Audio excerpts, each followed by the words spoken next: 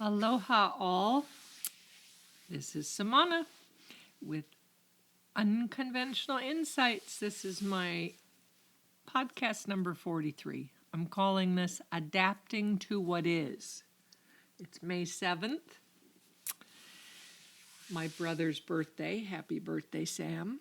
And it's also this early morning is full moon in Scorpio. I'm actually taping this the day before, but we're already in Scorpio. We're just not full moon yet. So for some of you that are astrology fans. Okay, so this is the last of the super moons. So I hope wherever you're at on the planet, you can look up and have a clear moonlit sky.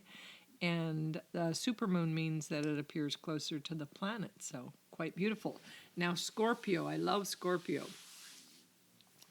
So the full moon, again, is the flashlight shining into our shadow area. So wherever Scorpio is in your chart, whatever house it represents, if it's in your sun sign or your rising or moon or any of that, your Venus, it's getting lit up this month for the next 30 days.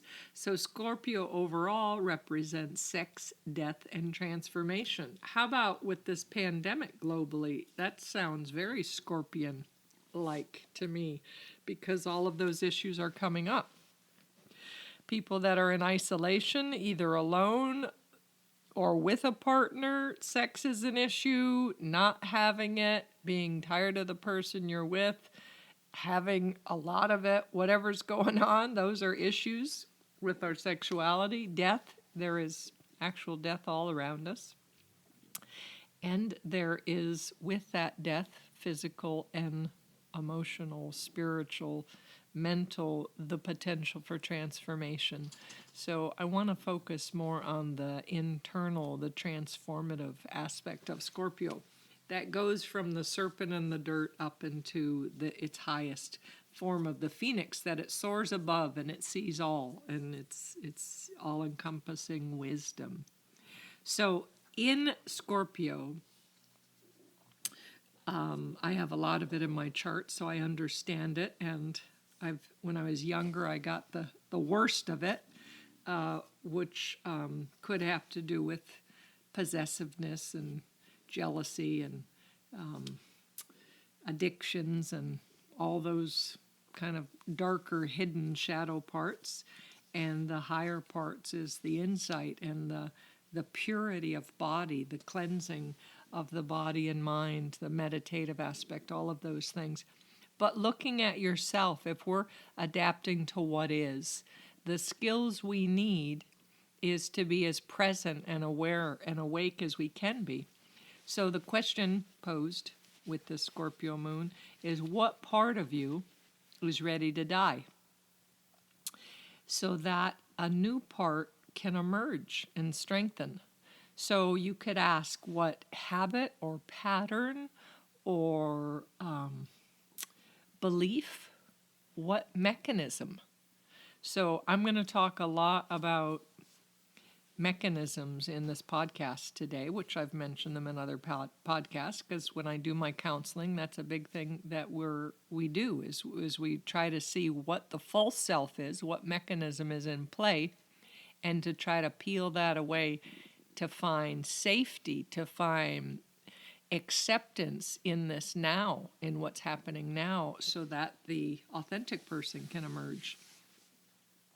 So right now, our world is experiencing a variety of emotions and thinking thought processes, ranging from boredom because you're isolated to actual survival and devastation.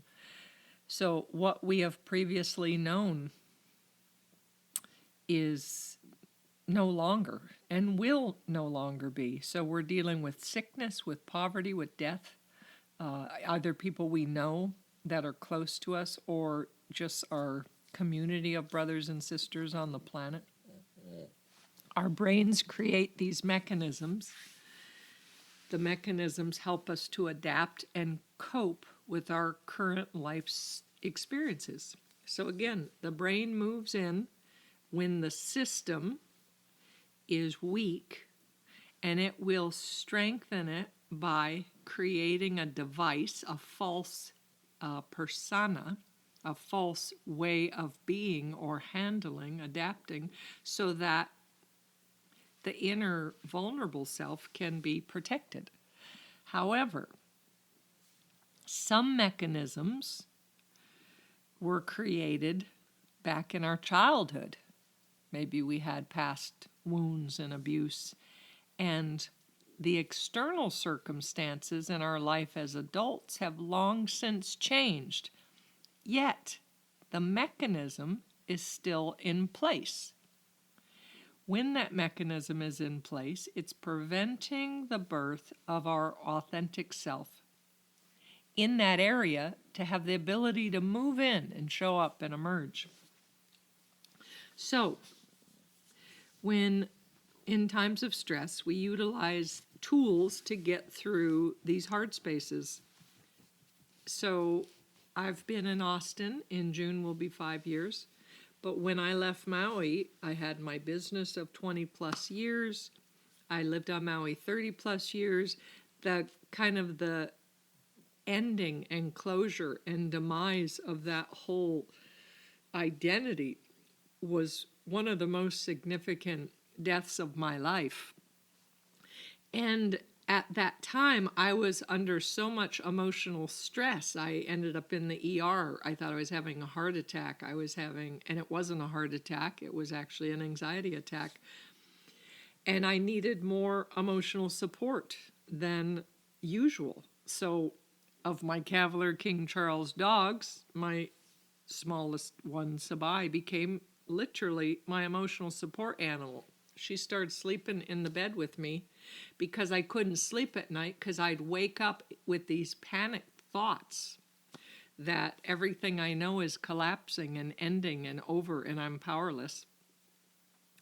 And if I couldn't get my mind to focus on something, to harness it, to concentrate it in an area, I would end up back in the ER. And it was proof, like I was fragile and it was happening.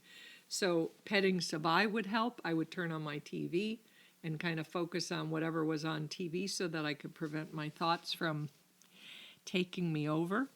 And I needed this distraction to get me through these hard times. Now, a commitment I made to myself a long time ago was that whenever I was having a challenging time, I would never use alcohol or drugs or anything to numb that, because I know that is how addictions are created, is when something is hard and we use a numbing element, any of these mechanisms, and depend too much on it. It not only prevents us from actually experiencing this pain, which the pain underneath it has a lesson to it, but it also will kind of postpone the growth or any of that. And I'm not saying that we don't need mechanisms when we're having hard times, like going through a divorce, going through death, going through changes, going through losing your job. You need a way to kind of be able to adapt to what's happening right now. And some of these mechanisms are there to sustain us, to protect us. So I'm going to talk about the difference of healthy mechanisms versus unhealthy mechanisms. But I want to make that distinction about when we make a commitment to ourselves, what kind of life we actually want to show up for. Or are we going to just do we're just going to numb it out because it's too painful and we'd rather... I'd say, for me, if I have a glass of wine or champagne, I only do it when I'm happy because it's like a treat to myself. I have friends that smoke pot or whatever. I mean, if you do something occasionally as a treat, I believe everything in moderation is acceptable. I have my own personal preferences, and that's fine, but I don't put it on someone else. But when it's done on a daily basis so that you don't feel, it prevents your growth. Prevents your emotional growth. So sometimes we need help and a buffer, and as we get stronger, we can revisit it and look at it deeper and more and get the full effect. Sometimes it's over decades that it takes time for us to be able to accept something that was so devastating, to see all the points of learning from it, all the teachings, all the gems inside of it, not just the pain. And anyways, so now looking at healthy mechanisms or coping tools versus unhealthy. First, let's talk about unhealthy and see if you relate to any of these. So these are not judgments. These are just your mental checklist to see if we think of these unhealthy mechanisms and know that this is not your authentic self. This is not you adapting to what is or accepting life as it is, or learning your fullest,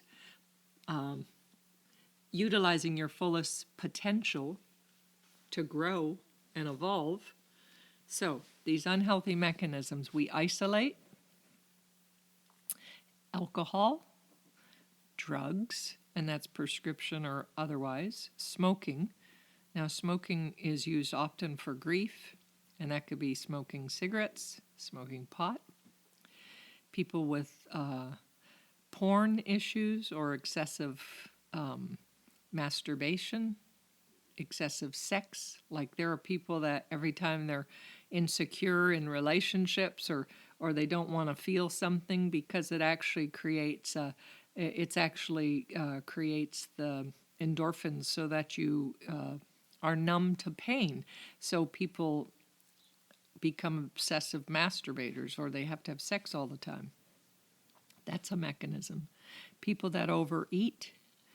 So the difference of knowing, okay, that was a great meal versus I'm bored, so I'm going to eat, there's nothing to do, or I'm feeling uncomfortable, so I'm going to eat so that I'm feeling the discomfort of how distended my stomach feels, how full my stomach feels, so that it becomes physical pain. This is people with eating addictions, and I've dealt with this a lot in counseling, is there's so much physical pain from eating so much that I don't have to think about what's hurting my heart, what's going on in my mind. And that is a big reason how eating addictions begin. So here's another one, negative self-talk. And I tell people, if you're doing this negative self-talk, how would you speak to someone that you loved that was having this same problem? Would you be that harsh with them? So the answer most likely is going to be no, and especially if you're listening to my podcast. So be kind to yourself. Okay, another mechanism, too much TV or streaming or online, just constant. That blue light is not good for us. It affects our ability to sleep soundly and sufficiently. It affects our brain waves. It affects everything. It creates a slight irritation in the body with too much of that. So that is not good. Stay away from that computer and that phone and all those Zoom calls. And excessively, if you have to, for work or connection, that's a difference. But actually pace this. Put this down as a pacing.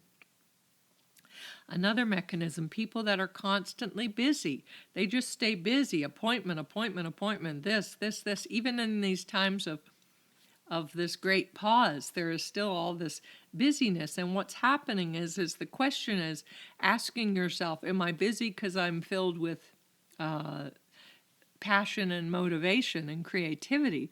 Or am I busy because I want to prevent feeling the moment because something deeper is coming up and I don't want to do reflection right now, so I'm using this as a mechanism. Another one is extreme emotional outbursts. So you hit a range from one scale to the next probably very quickly, and it could be just erratic. So is this your emotional behavior? And some people use emotions, anger, raging, hysteria, crying, all that as a mechanism to keep people away from them. So it's used to keep a separation. Social media. So this is too much reading, too much posting. I have to watch this with myself. I have found Mondays are my official non-social media day. Like I'll do my French and I'll do a couple of things online, but I don't really read about politics or the virus or any of that. And I'm telling you, I'm really liking Mondays now. So I'm like, hey, if I do that one day, why don't I do that more days?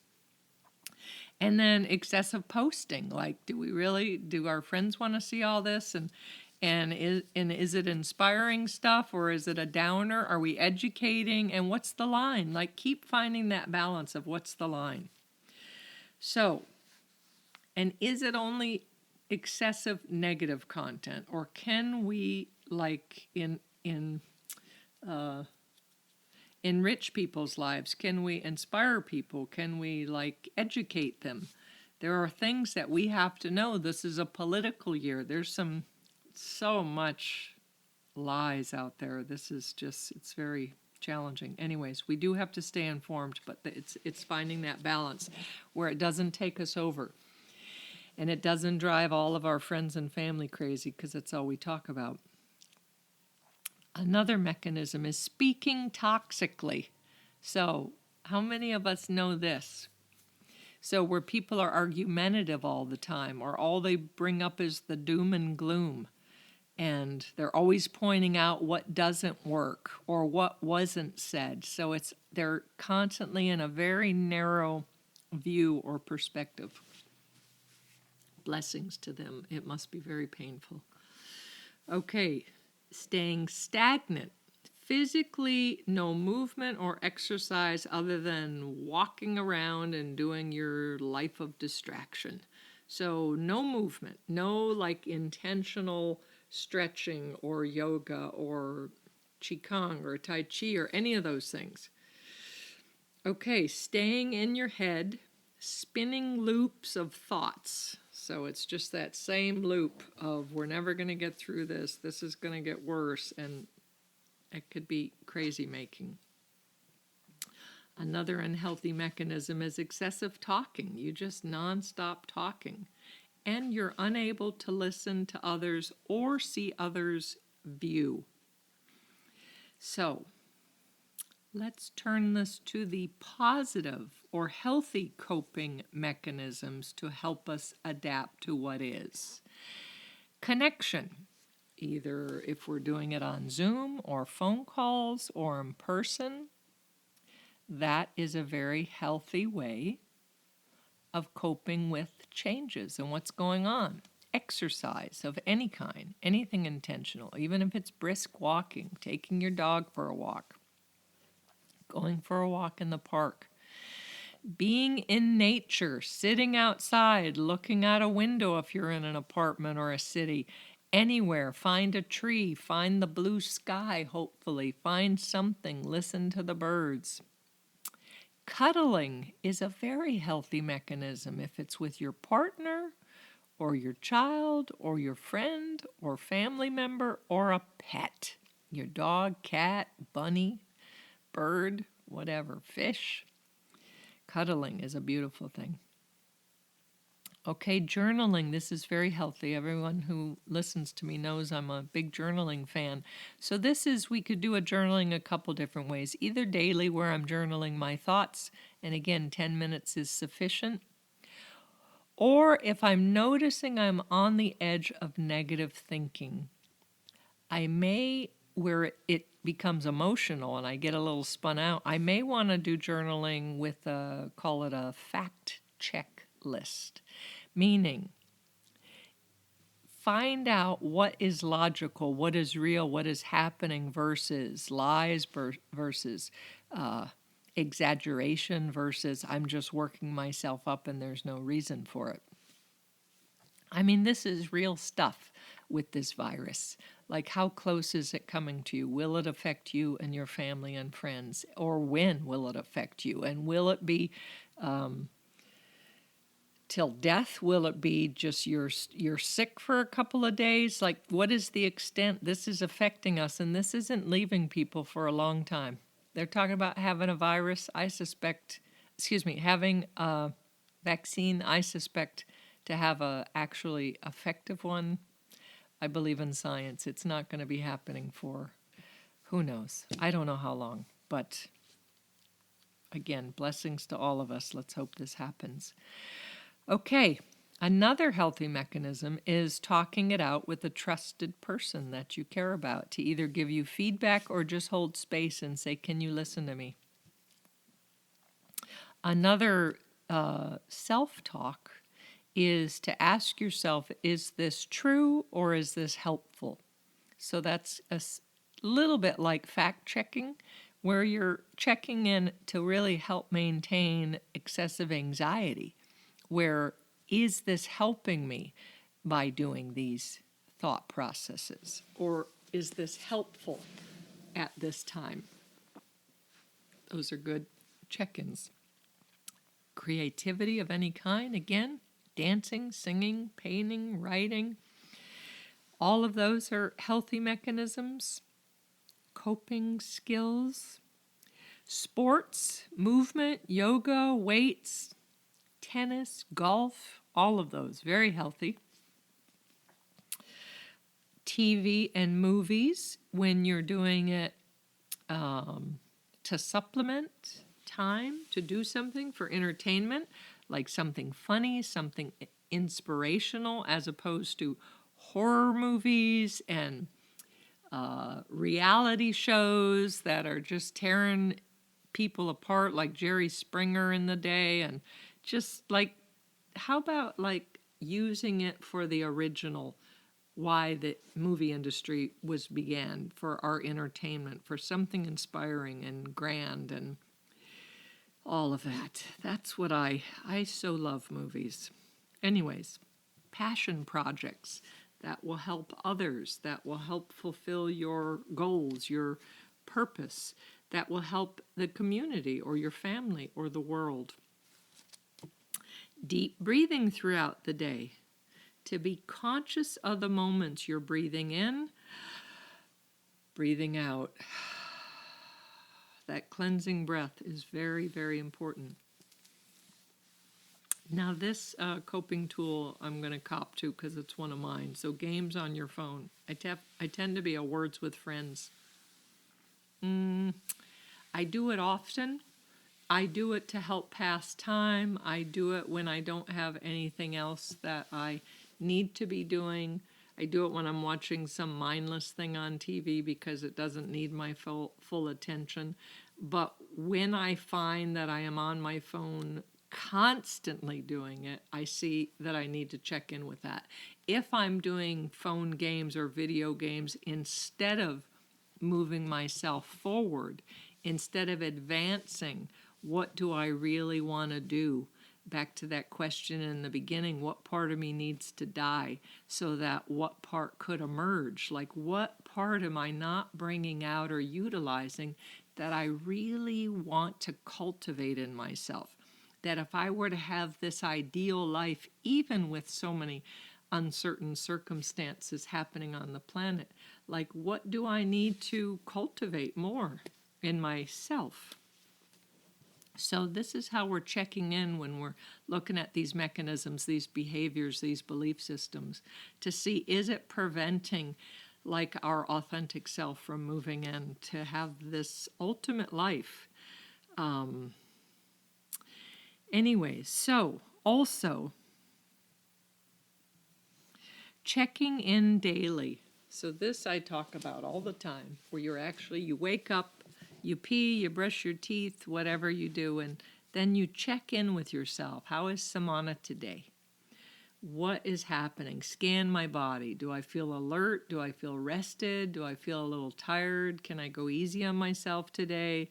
Do I have a lot of energy and I'm going to do an extra intense workout or a couple different workouts throughout the day? Like, what am I going to do with it? Do I want to cook something new and creative? I'm waiting on my sewing machine thanks to my sister and my mother. I can't wait. I'm going to actually make some of my masks and start sewing some shirts, and used to design clothes when I was young, and maybe I'll start, who knows? There's plenty of time to do so many things. Why not?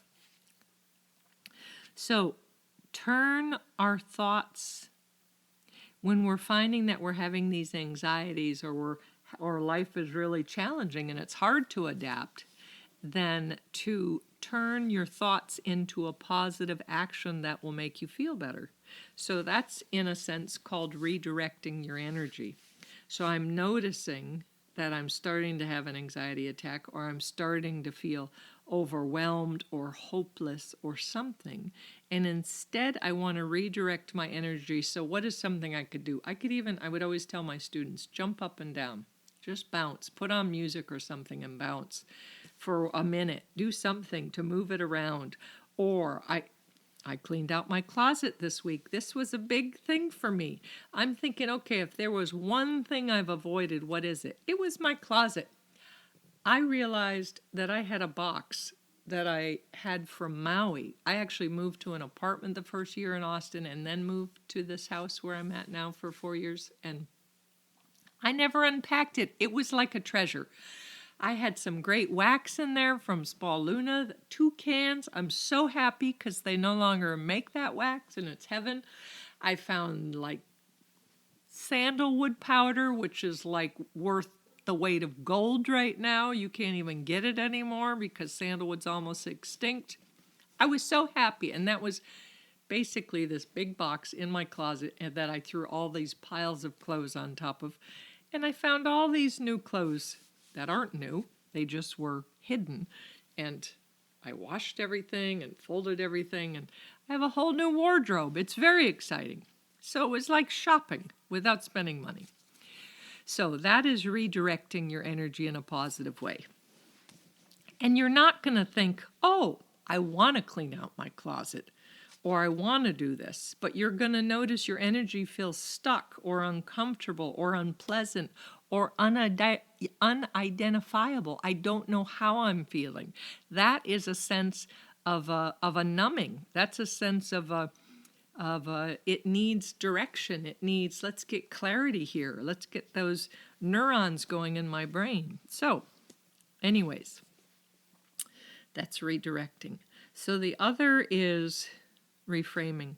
So reframing energy, for instance, is if I say that, okay, many people that know me, when I counsel them or even friends, and I hear them say something in a negative phrase, I usually say, can I add to that, or can I suggest another way of approaching that? And for instance, if I say I'm totally alone right now, and then I reframe it to I'm fortunate to have all this time to work on myself and to understand myself more. You see how that one gives space to it, as opposed to I'm a victim and this is hard and it's a defined box. So be aware it's important that we don't invalidate our feelings, because this is how most of our wounds were created, is our belief that others have invalidated us. Either we're invisible or insignificant or didn't matter, or their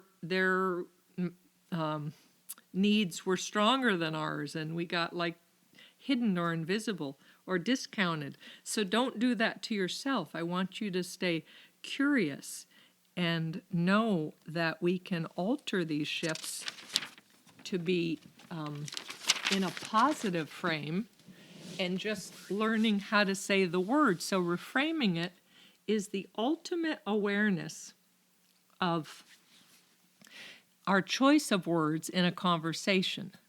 So this is if I'm speaking to another person or my self-talk. So often reframing it. Again, if you're someone that can help someone see it in a more positive way, you need to ask permission.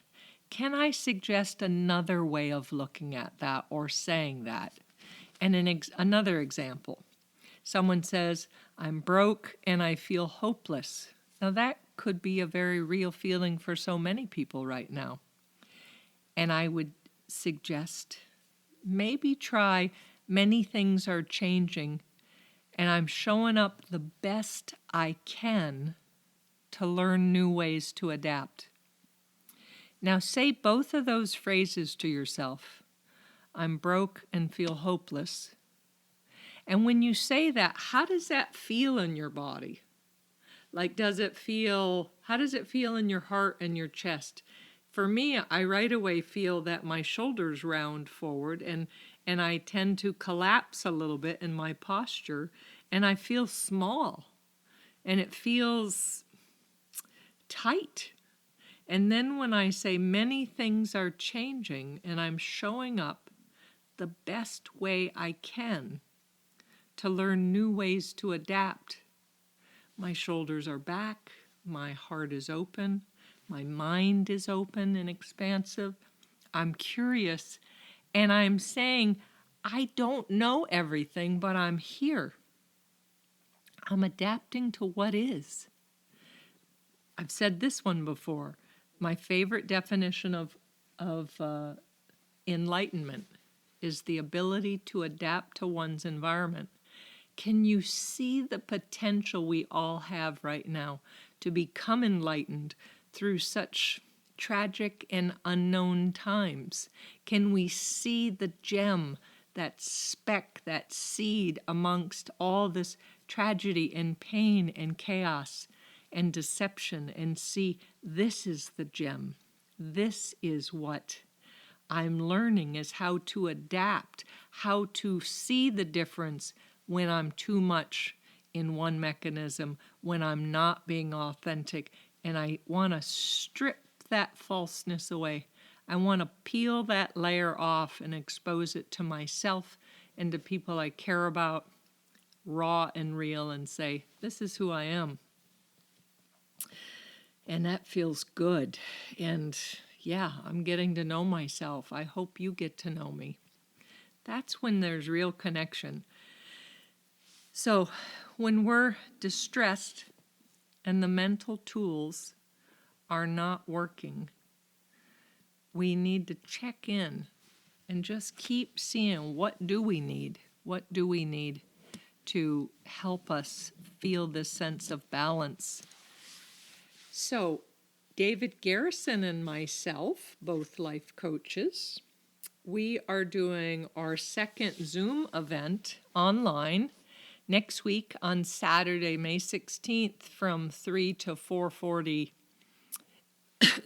p.m. Central Time. And you can join our Facebook Be a Relationship Architect group. I post wonderful relationship articles on there often, and I get some people engaging, and I will answer you, and I've had a lot of people private message me, and I've gotten a lot of counseling sessions from it, so I'm still doing counseling. I was charging $100 an hour or 2 sessions for $150. I'm now charging $75 a session, or sliding scale. If you're not working or furloughed or whatever's going, just approach me.